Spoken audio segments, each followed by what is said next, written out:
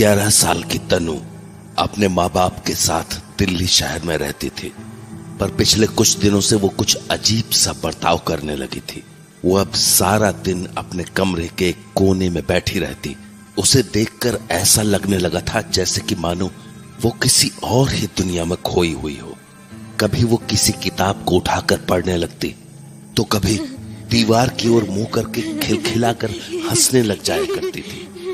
माता पिता को उसकी ये हरकतें बहुत अजीब लगती थी, पर असली खेल तो तब शुरू हुआ जब एक रोज तनु ने टीवी पर किसी को देखकर कह दिया कि अरे, ये तो बिल्कुल मुकेश जैसा लगता है। मुकेश? कौन मुकेश बेटा? तनु? हाँ? कौन मुकेश? किसकी बात कर रही हो तुम? दोस्त है मेरा। दोस्त है? हाँ। कौन सा दोस्त? मेरा दोस्त जो हमेशा मेरे साथ रहता है, मेरे कमरे में। तनु की इस बात को सुनकर उसके पिता फौरन उसके कमरे में गए, पर वहां उन्हें कोई नहीं मिला। तो उन्होंने तनु को डांटते हुए कहा, ये क्या बेकार की बातें करने लगी हो तुम? पढ़ाई लिखाई से मन भर गया है क्या, जो ऐसी कहानियां बनाने लगी हो तुम? पापा, आप ऐसे क्यों बोल रहे हो?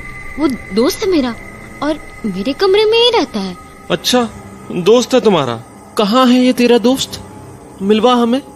नहीं, वो बस मेरा दोस्त है और बस मुझसे ही मिलने आता है और मेरी सारी प्रॉब्लम्स सॉल्व कर देता है। अच्छा, तुम्हारा दोस्त तुम्हारे होमवर्क में हेल्प करता है? नहीं, लाइफ के प्रॉब्लम्स। लाइफ के प्रॉब्लम्स? क्या प्रॉब्लम्स सॉल्व किए हैं उसने, बताना जरा। बहुत सारे। जब मुझे टेस्ट देने का मन नहीं होता तो मैं मुकेश से कह देती हूँ और वो मेरी हेल्प कर देता है। हेल्प? कैसी हेल्प? तुम एग्जाम में चीटिंग करती हो? नहीं, बस वो एग्जाम्स की डेट एक्सटेंड करा देता है जब तक मैं चाहूँ तब तक। बहुत अच्छा है वो। मेरे किसी भी फ्रेंड को मुझसे नाराज नहीं होने देता।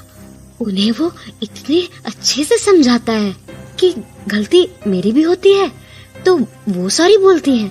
बहुत अच्छा है मुकेश। अच्छा, मतलब तुम्हें लाइफ गाइडेंस मिल रहा है किसी ऐसे से जो दिखता ही नहीं है। आप लोग उसे नहीं दिख सकते, पर मुझे तो वो हमेशा दिखता है।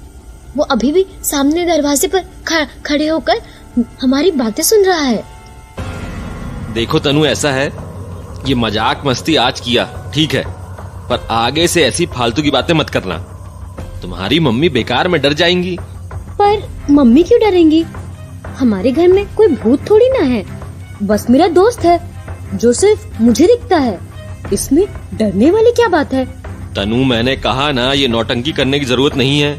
मजाक मस्ती एक हद तक अच्छी लगती है। आपको मेरी बात मजाक लग रही है? पूरे दिन मैं मुकेश से बात करती हूँ और आप बोल रहे हो कि मैं मजाक कर रही हूँ। तनु, ढंग से बात करो। क्यों बहस कर रही हो पापा से? क्योंकि पापा बोल रहे हैं मेरा दोस्त कोई है ही नहीं, मैं बस ड्रामेबाजी कर रही हूँ। अरे, वो मुझे साफ साफ दरवाजे के पास खड़ा दिख रहा है। एक मिनट मुकेश, वो टेबल पर जो ग्लास पड़ा है उसे जमीन पर गिरा दो, तभी इन्हें यकीन होगा कि तुम सच में हो। ओफो, चुप हो जाओ तुम दोनों। क्यों बेवजह लड़ रहे हो? तनु बेटा, रात हो गई है, जाके सो जा। पर मैं झूठ नहीं बोल रही हूँ मम्मी, मुकेश सच में है। अरे, तो कहाँ गिराया उसने तेरा गिलास? कहा तो था तुमने उससे। मुकेश, ग्लास गिराओ अभी के अभी।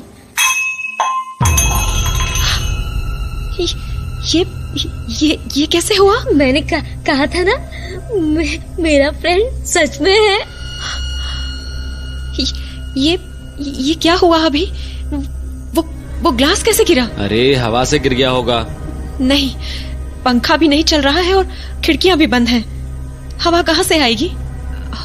मुझे कुछ ठीक नहीं लग रहा है। पंडित जी से बात करें क्या? अरे, अब तुम मत शुरू हो जाओ। किसी तरह गिर गया होगा गिलास, और मैं ये फालतू के भूत प्रेत नहीं मानता। हाँ, भूत प्रेत की बात कहाँ से आ गई? एक मिनट, आप लोग मुकेश की बात तो नहीं कर रहे हो? मैंने कहा ना, वो मेरा दोस्त है।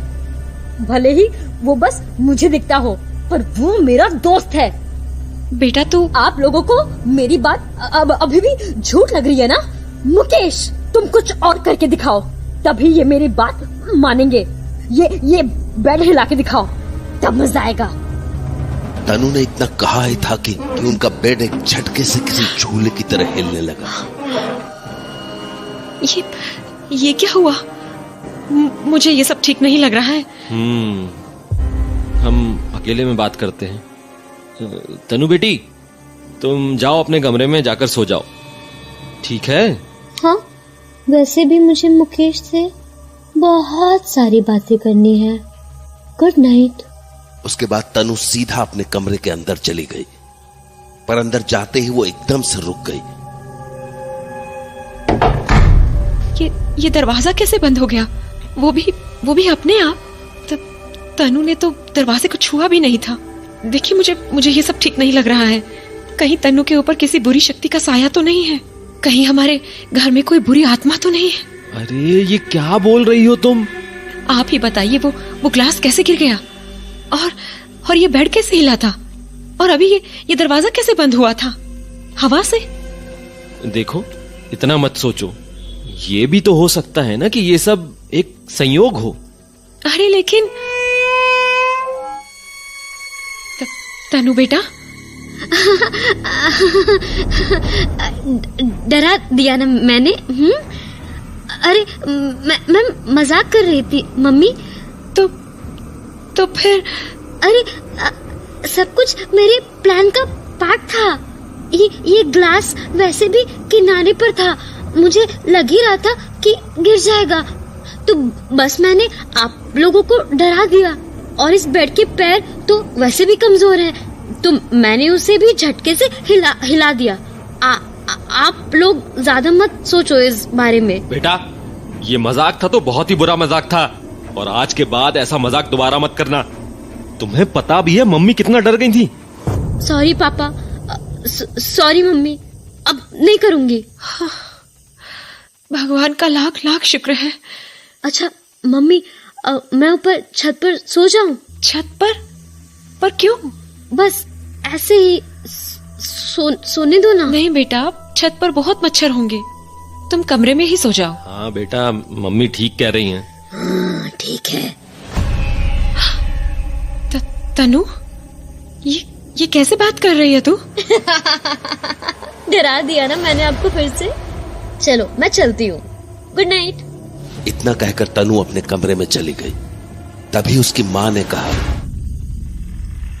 आपने सुना ना, उसने कैसी अजीब सी आवाज निकाली थी। अब ये मत कह देना कि कोई संयोग है। नहीं, सुना तो मैंने भी था, कुछ अजीब तो जरूर है। सुनो, एक काम करो, आज तुम उसके कमरे में जाकर सो जाओ। मैं नहीं चाहता कि वो अकेली सोए। ठीक है। तो कुछ ही देर में तनु की माँ उसके कमरे में आ गई। मम्मी, क्या हुआ? यहाँ क्यों आई हो? अरे क्यों? मैं नहीं आ सकती? नहीं आ सकती हो, पर अभी तो सोने का टाइम है ना। हाँ, तो मैं भी तो तुम्हारे साथ सोने ही आई हूँ। हाँ, यहाँ? हाँ, आज मैं यही सोऊंगी तेरे साथ, और तुझसे ढेर सारी बातें भी करूंगी। तो किसी बात से परेशान तो नहीं है ना? नहीं। और तेरा पढ़ाई में मन लगता है ना? और तेरे दोस्तों के साथ तेरी लड़ाई तो नहीं होती ना? सीधे सीधे जो पूछना है पूछ, बातें मत घुमा। हाँ। अरे क्या हुआ? हाँ, हाँ, यहाँ आइए, जल्दी आइए। क्या हो गया? क्यों शोर मचा रही हो? इसने फिर से उसी डरावनी आवाज में बात की। मैं बता रही हूँ, ये ठीक नहीं है। ये पक्का वही मुकेश है जिसके बारे में ये हमें बता रही थी। हमें पंडित जी से बात करनी ही होगी। नहीं, ये सब की जरूरत नहीं है बेटा। पर अरे पापा, मैं बस मम्मी को आवाज बदलकर डरा रही थी। बस प्रैंक कर रही थी मम्मी के साथ। देखो मम्मी कैसे डर गई। मुझे कुछ समझ नहीं आ रहा है, बहुत घबराहट हो रही है। देखो, घबराओ मत।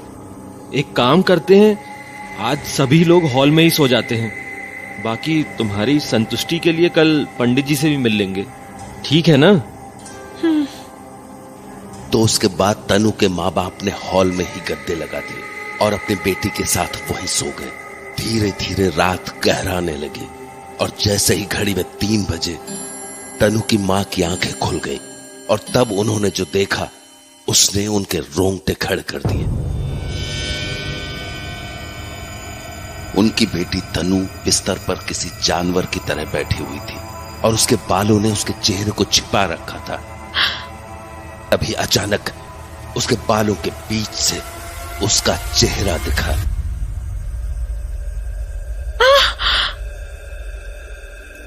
तनु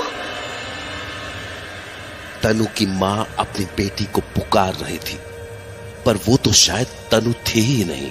तभी एकदम से उसने कहा, पीछे देखो मम्मी। देखो पीछे।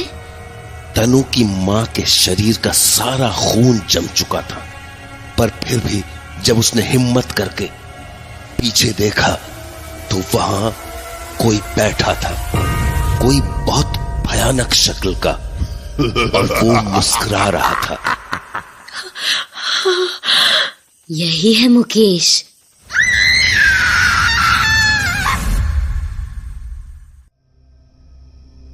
तनु की मां की चीख सुनकर अब पिता की भी नींद खुल गई थी।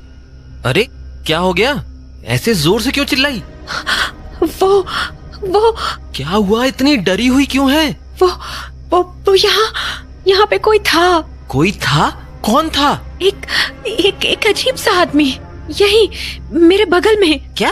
अरे कोई बुरा सपना देखा है क्या तुमने? नहीं, कोई सपना नहीं था। मैंने अपनी आंखों से उस आदमी को देखा था। और तनु तो क्या? तनु अभी अजीब सी हरकतें कर रही थी और वो भी जगी हुई थी। पर तनु तो सो रही है। नहीं, ये कोई सोवो नहीं रही, बस सोने की नौटंकी कर रही है। मैं आपको कह रही हूँ ना, मैंने अभी ये सब कुछ अपनी आंखों से देखा था। अरे पर ये भी तो हो सकता है ना कि तुमने कोई बुरा सपना देखा हो, और कभी कभी ऐसा हो भी जाता है। वैसे भी आज हमने बहुत ही अजीबोगरीब बातें की थी, शायद इसलिए तुम्हें ऐसा सपना आ गया। अरे पर वो आदमी यही था। मुझे नहीं पता, आप पूरे घर में देखिए। ठीक है, मैं जाकर चेक करता हूँ। तो तनु के पिता घर को चेक करने के लिए चले गए और तनु की मां वहीं सहम कर बैठी रही। उन्हें अब भी विश्वास नहीं हो रहा था कि उन्होंने क्या देखा था। वो उन बातों को याद ही कर रही थी कि तभी तनु के पापा लौट आए। मैंने कहा ना, कोई भी नहीं था, तुम फालतू में। तनु के पिता बोलते बोलते एकदम से रुक गए, मानो उनकी सांस अटक गई हो, क्योंकि उन्होंने कमरे के पर्दे के पीछे से अभी अभी किसी को झांकते हुए देखा था। एक पल को तो उन्हें वो उनका वहम लगा, पर फिर पर्दे के पीछे खड़े उस आदमी ने दोबारा से झांकने की कोशिश की तो तनु के पिता नाराज होकर बोले, कौन है वहाँ? वो भागे भागे उस पर्दे के पास पहुंचे, पर पर्दा हटाने पर उन्हें वहां कोई नहीं दिखा। चादर के अंदर से तनु की हंसी की आवाज आने लगी। तनु, तो तब से तू सोने का नाटक कर रही थी? हाँ? ये तो सो रही है। पर अभी तो ये जोर जोर से हंस रही थी, आपने भी सुना था ना। मुझे तो डर लग रहा है अब। रुको, मैं इसे जगाता हूँ। तनु उठो। पापा, क्या हुआ? कुछ हुआ क्या? वो तो तुम बताओगी अब। क्या खेल खेल रही थी तुम? खेल मतलब? नाटक मत करो तनु, तुम अभी हंस रही थी ना। मैं कब हंसी पापा? झूठ मत बोलो तनु, हम दोनों ने तुम्हें हंसते हुए सुना है। और कुछ देर पहले तो मैंने यहाँ इस कमरे में किसी आदमी को भी देखा था। मुकेश होगा, मैंने कहा था ना, वो मेरे साथ इसी घर में रहता है। अब तो मानते हो ना कि मेरा दोस्त सच में है। मुझे ये सब बिल्कुल भी ठीक नहीं लग रहा है, हमें पंडित जी से बात करनी ही होगी। अजीब तो अब मुझे भी लग रहा है। एक काम करते हैं, कल सुबह ही पंडित जी के पास चलते हैं और अभी के लिए इसे अपने साथ नीचे ही सुला लेते हैं। ठीक है। तो उसके बाद तनु के माता पिता ने तनु को नीचे ही सुला लिया और आंखें बंद किए सुबह होने का इंतजार करने लगे। उस रात और कुछ नहीं हुआ और सुबह होते ही पूरा परिवार पंडित जी से मिलने के लिए तैयार हो गया। वो लोग निकलने ही वाले थे कि तभी तनु ने कहा, पापा, मम्मी, मुझे कुछ ठीक नहीं लग रहा है। हाँ, क्या हुआ बेटा? मम्मी, मेरे पेट में बहुत जोर का दर्द हो रहा है। पेट दर्द अचानक से कैसे? पता नहीं मम्मी, आप लोग जाओ, मैं नहीं जा पाऊंगी। अरे नहीं बेटा, अगर इतनी ज्यादा तकलीफ है तो हम पहले डॉक्टर के पास चले जाते हैं ना। हाँ, डॉक्टर को दिखाने के बाद मंदिर चले जाएंगे। नहीं, उसकी जरूरत नहीं पड़ेगी। मतलब उतना भी दर्द नहीं है। हाँ, अभी तो कह रही थी बहुत दर्द है। नहीं, मतलब दर्द है पर उतना भी नहीं कि डॉक्टर के पास जाना पड़े। अच्छा, एक काम करो, घर में दवाई पड़ी होगी, इसे लाकर खिला दो। ठीक है। तो तनु की माँ दवाई लेने चली गई और तनु के पिता उसे एकटक बस देखने लगे, मानो उन्हें तनु के बात करने के तरीके में एक अजीब सा बदलाव नजर आ रहा हो। तभी तनु की माँ दवाई लेकर आ गई, पर जैसे ही उन्होंने दवाई तनु की तरफ बढ़ाई, तनु ने कहा, अरे मम्मी, ये सर दर्द की दवाई की क्या जरूरत है? सर दर्द ही है ना, थोड़ी देर सो जाऊंगी तो ठीक लगेगा। हाँ, सर दर्द की दवाई? क्या बोल रही है बेटा? अरे आप दवाई उसी के लिए लाए हो ना, ताकि मेरा सर दर्द ठीक हो जाए। क्या? अरे पर तेरे पेट में दर्द हो रहा था ना, तभी तो दवाई लाई हूँ। हाँ, नहीं, दर्द मेरे पेट में नहीं है, मेरे पाँव में है। इसलिए तो मैंने कहा था कि मैं मंदिर नहीं जाऊंगी, आप लोग जाओ ना। ये क्या बोल रही है? अभी थोड़ी देर पहले तो तूने कहा था कि तेरे पेट में दर्द था, तो फिर अब बात समझ नहीं आ रही है क्या? बोला ना तनु नहीं जाएगी। ये आपने सुना ना अभी?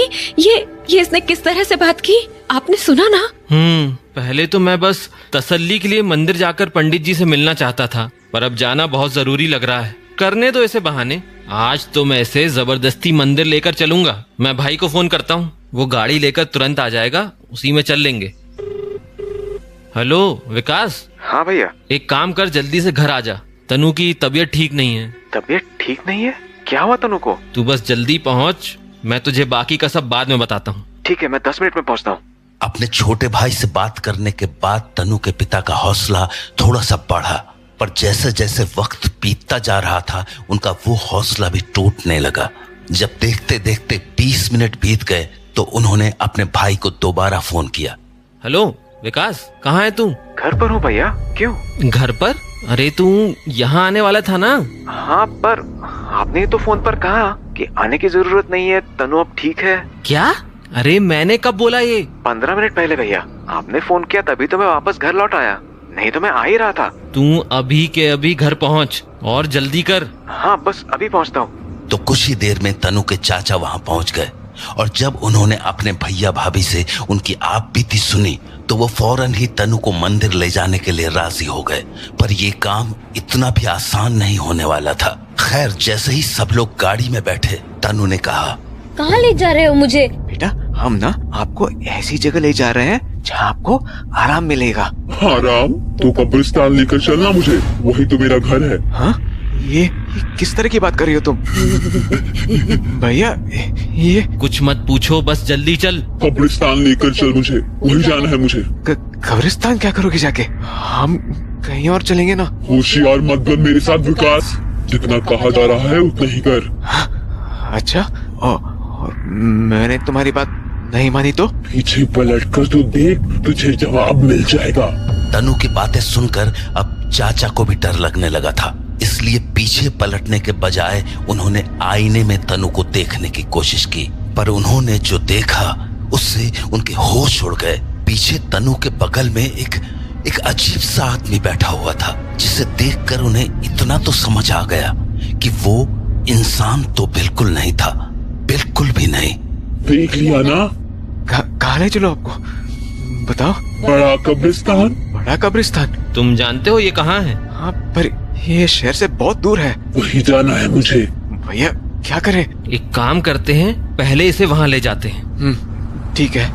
तो उसके बाद वो लोग बड़े कब्रिस्तान की ओर निकल पड़े और लगभग 1 घंटे के सफर के बाद आखिरकार वो लोग वहाँ पहुंच ही गए। वो इलाका बहुत ही ज्यादा सुनसान था और आसपास की जमीन बिल्कुल बंजर सी। तो तनु के पिता गाड़ी में बैठकर आसपास देख ही रहे थे कि उन्हें अपनी बाईं ओर एक आदमी खड़ा दिखा। तो उन्होंने उससे पूछा, भाई साहब, बड़ा कब्रिस्तान यही है? हाँ यही है, पर आप लोग यहाँ क्यों आए हैं? नहीं, वो हमें यहाँ कुछ काम था। काम था? यहाँ आसपास देख रहे हो आप? हाँ? अरे भाई साहब, जो भी काम था ना वो यहाँ नहीं हो पाएगा। किसके कहने पर आ गए आप यहाँ? आप जानते भी हो इस जगह के बारे में? हाँ? नहीं, क्यों? अरे ये जगह शापित है, शापित। किसके कहने पर आए हो यहाँ? भाई साहब, आपको कहूंगा तो आप मेरा विश्वास नहीं करेंगे। अरे सीधे सीधे बोलना, प्रेत लेकर आया है तुझे यहाँ? हाँ? गलत बोल रहा हूँ क्या मैं? उसी के कहने पर आए हो ना यहाँ? कुछ बोलेगा? हाँ जी, मुझे ठीक से तो नहीं पता, पर मेरी बेटी कुछ अजीब सा व्यवहार कर रही है। हाँ हाँ, प्रेत है उसके सर पे, साफ पता चल रहा है। हाँ जी, वो बता रही थी उसे कोई मुकेश दिखता है और उसी के कहने पर हम यहाँ आए हैं। मुकेश? अरे किसी भी मुकेश का यहाँ क्या काम है? ये कब्रिस्तान है। ऐसा है कि वो प्रेत आपको बहका रहा है, खेल रहा है तुम्हारे साथ। ये जगह इतनी ज्यादा शापित है कि यहाँ आसपास की जमीन तक बंजर हो चुकी है। यहाँ अब कोई नहीं आता। यहाँ पर जितने भी कब्र थे सबको हटा दिया गया है। ये जगह जिन और प्रेत आत्माओं का घर बन चुका है। इसीलिए जितनी जल्दी हो सके यहाँ से निकल जाओ, नहीं तो अपनी बेटी को बचा नहीं पाओगे। क्योंकि अगर यहाँ की हवा लग गई ना तो जिंदगी लग जाती है, पर लोग ठीक नहीं हो पाते। मेरा बेटा खुद इस तकलीफ को भोग रहा है, इसीलिए मुझे हर दोपहर यहाँ आकर कुछ काम करने पड़ते हैं ताकि मेरा बेटा ठीक रहे। इसीलिए बेहतर होगा कि आप यहाँ से जितनी जल्दी हो सके चले जाएं। जी, यहाँ पर आसपास कोई मंदिर है क्या? मंदिर?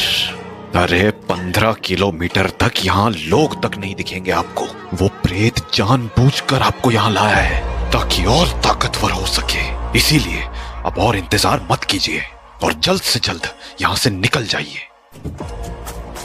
उस आदमी ने इतना कहा ही था कि तनु गाड़ी से निकली और भागती हुई कब्रिस्तान के अंदर चली गई। तनु बेटा, तनु बेटा! भाई साहब, ये ठीक नहीं हुआ। अगर आपकी बेटी इस कब्रिस्तान में खो गई तो उसे आप कभी नहीं ढूंढ पाओगे। जल्दी से ढूंढना होगा उसे। हाँ विकास, चल। नहीं, अंदर ज्यादा लोगों का जाना बिल्कुल भी ठीक नहीं है। कहीं किसी शक्ति ने आप लोगों को भी अपना शिकार बना लिया तो बहुत दिक्कत हो जाएगी। चलिए मैं आपके साथ चलता हूँ। वैसे भी मुझे अंदर के रास्ते की थोड़ी बहुत समझ है, हर रोज ही आना होता है मेरा यहाँ। तो उसके बाद तनु के पिता और वो आदमी कब्रिस्तान के अंदर जाकर तनु को ढूंढने की कोशिश करने लगे, पर अंदर का जंगल इतना घना था कि कुछ भी ठीक से दिख नहीं रहा था। तनु बेटा, तनु बेटा! भाई साहब, नाम पुकारने से आपकी बेटी नहीं मिलेगी। वो इस वक्त आपकी बेटी तनु है ही नहीं। तो क्या करें? कहाँ ढूंढे उसे? सामने थोड़ी दूर पर एक पुरानी कब्र है। अगर मेरा शक सही है तो वो हमें वहीं मिलेगी। पर क्यों? कब्र पर क्यों? बस समझ लीजिए, तबाही की शुरुआत वहीं से होती है। क्या? देर मत कीजिए, जल्दी चलिए। तो वो दोनों फौरन कब्रिस्तान के अंदर चले गए और कुछ ही देर में वो दोनों उस कब्र के पास पहुंच गए और संयोग से तनु उन्हें वहीं लेटी हुई मिली। तनु! भाई साहब, जितनी जल्दी हो सके इसे गोद में उठाकर यहाँ से ले चलो। अरे पर ये बेहोश कैसे हो गई? भाई साहब, मेरी बात मानो। ये जितनी देर इस कब्रिस्तान के अंदर रहेगी आपसे उतनी ही दूर होती रहेगी।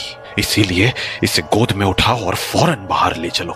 तो उस आदमी की बात मानकर तनु के पिता ने तनु को गोद में उठाया और कब्रिस्तान के बाहर लेकर आ गए।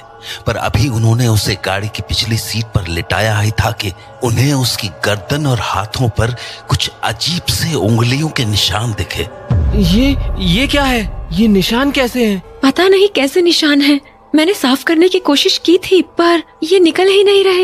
ये कोई आम निशान नहीं है भाई साहब। मेरी मानिए तो आप बिल्कुल भी देर मत कीजिए और जल्द से जल्द जाकर किसी पंडित से मिलिए, नहीं तो अनर्थ हो जाएगा।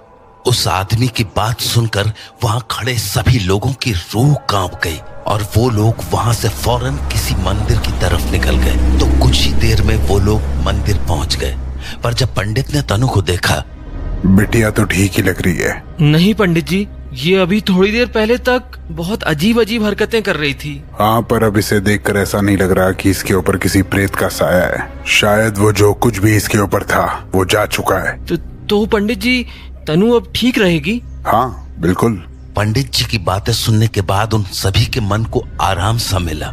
पर जैसे ही वो लोग मंदिर के बाहर अपनी गाड़ी के पास आए, तनु जोर जोर से हंसने लगी और गाड़ी के बोनेट पर जोर जोर से अपने हाथ पटकने लगी। तनु बेटा, तनु। विकास, मुझे लगता है ये इस मुकेश का ही किया धरा है। तुम जाकर जल्दी से पंडित जी को बुला लाओ। तो कुछ ही देर में तनु के चाचा भागकर पंडित जी को बुला लाए। पंडित जी के आते ही तनु शांत सी हो गई और पीछे पलटकर खड़ी हो गई, मानो उसके अंदर का मुकेश पंडित जी से नजरें तक नहीं मिलाना चाहता था। तभी पंडित जी ने कहा, ये प्रेत बहुत ही शातिर है। मंदिर आने के पहले इसने इस बच्ची का शरीर छोड़ दिया था, तभी ऐसा लग रहा है कि इस बच्ची पर किसी का साया नहीं है। पर पंडित जी, अब हम क्या करें? ये तो मंदिर के अंदर जा ही नहीं रहा, तो इसका समाधान कैसे होगा और मेरी बेटी कैसे ठीक होगी? चिंता मत करो, इसका उपाय है मेरे पास। आप लोग बस इसे कस के पकड़े रखिए। पंडित जी के कहने पर जब उन्होंने तनु को जबरदस्ती पकड़ लिया तो पंडित जी ने तुरंत उसके दोनों अंगूठों पर एक कलावा बांध दिया। कलावे के बांधते ही तनु शांत सी हो गई। अब ये प्रेत इसके शरीर को नहीं छोड़ पाएगा। आप बच्ची को मंदिर के अंदर लेकर आइए। पंडित जी के कहने पर वो लोग तनु को मंदिर में लेकर चले आए। उसके बाद पूरी रात पूजा चली और सुबह जाकर पंडित जी ने तनु के माता पिता से कहा, आपकी बिटिया अब सुरक्षित तो है, लेकिन दो बातें हैं जो आप सभी को हमेशा ध्यान में रखना होगा।